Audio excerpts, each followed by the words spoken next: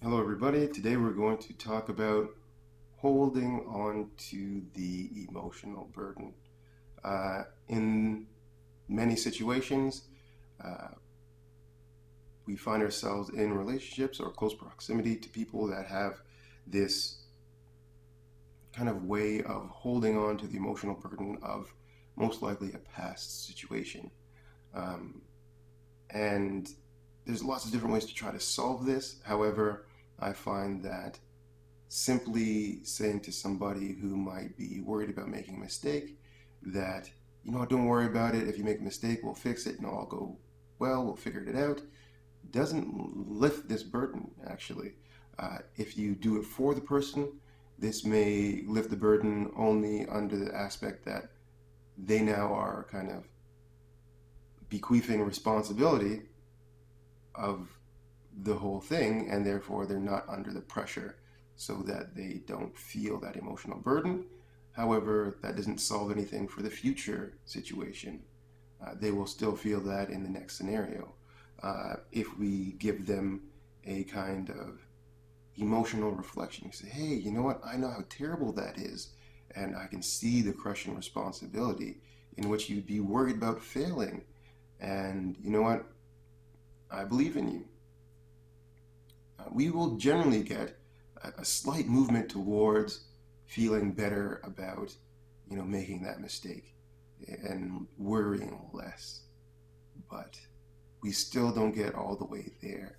Why is that? Why can we have essentially situations that are appealing to the emotional aspect, the mental aspect, and the physical support, and still not get the reaction we're looking for, which is essentially the change of the person's character to be able to take on challenge without worry?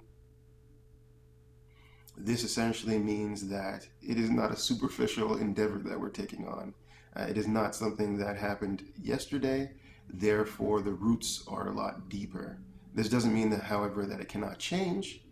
This just means the complexity of the situation is most likely beyond the general understanding of the situation. Now, that all being said, we can take a look at the self care aspect, which is just saying and recognizing that all three elements of this individual has been impacted. Uh, if the initial situation was the emotional one, and then they've come to the conclusion that the only way to solve that situation of not feeling that emotional burden is to mentally be on alert for the situation happening and then physically stay away from it, then we have all three elements solving for, let's call it, safety. And if you're going to ever make a big dent or change in the person's perspective of safety, you cannot deal with these things individually. In fact, you must create some kind of environment where we build up in a way that the brain is not trying to solve for the safety of the individual. Uh, I guess that's best seen in an example. So, if I already have the experience that making a presentation is going to make me vulnerable and it's going to make me worry, and therefore I have to keep myself safe by kind of staying away from that scenario. If I already have that pattern in my brain, and you give me any scenario that is kind of sensorily similar to that, the same process will start. However, if we put a brand new situation in a way of, let's say, solving for growth, so we say that safety is our number one thing, so how do we then use strength to solve something and not really deal with the safety aspect? In building a strength in an individual, it will eventually deal with the safety thing because you're then saying to the mind that you're capable of doing something that you didn't think you could do before. And if that is a new truth or belief, then this presentation thing is also something that you didn't think you could do before, but could possibly do. And then we start being able to go back kind of on a higher level towards this thing that we always had to be safe about. We can now build new skills, new perspectives, new strategies, and new smaller experiences to then take on this other thing. Incidentally, this is all kind of symbolic in its truer meaning. This means then in any situation, once I accomplish this main thing that I've always thought, the presentation, always caused me worry, once I take on that, then it opens up a new platform to see life from.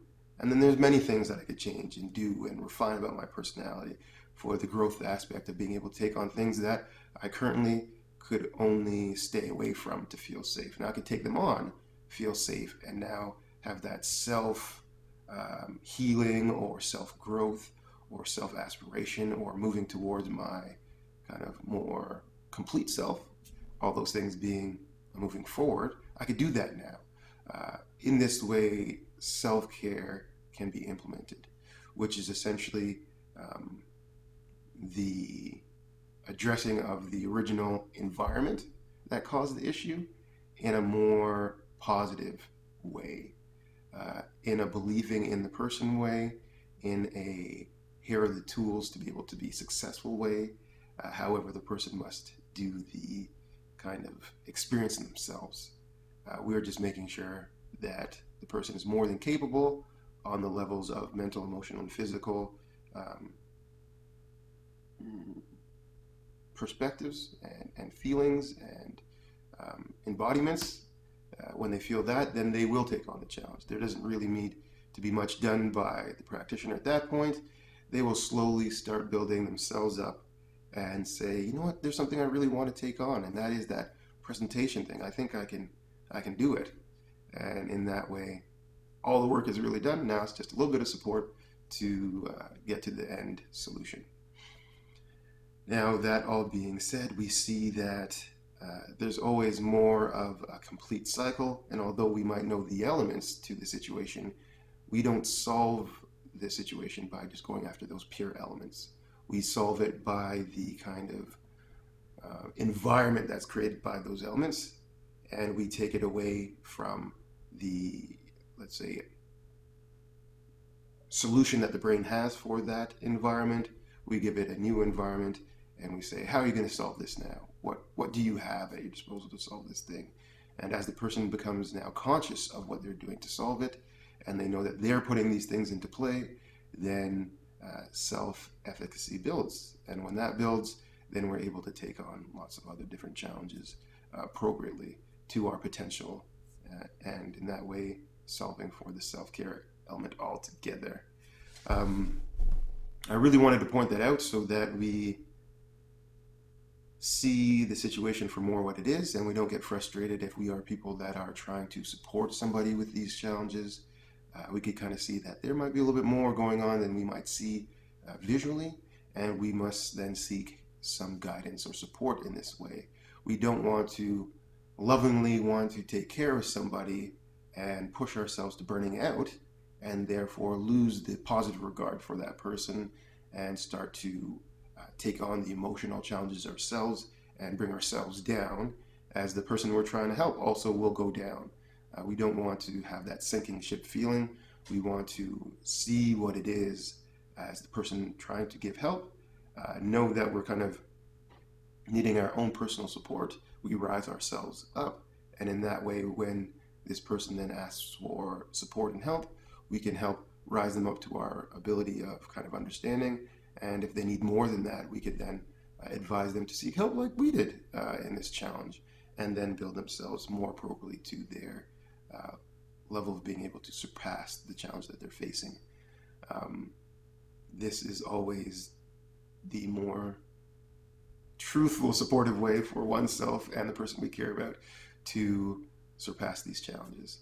Thank you very much for listening, and have a great day.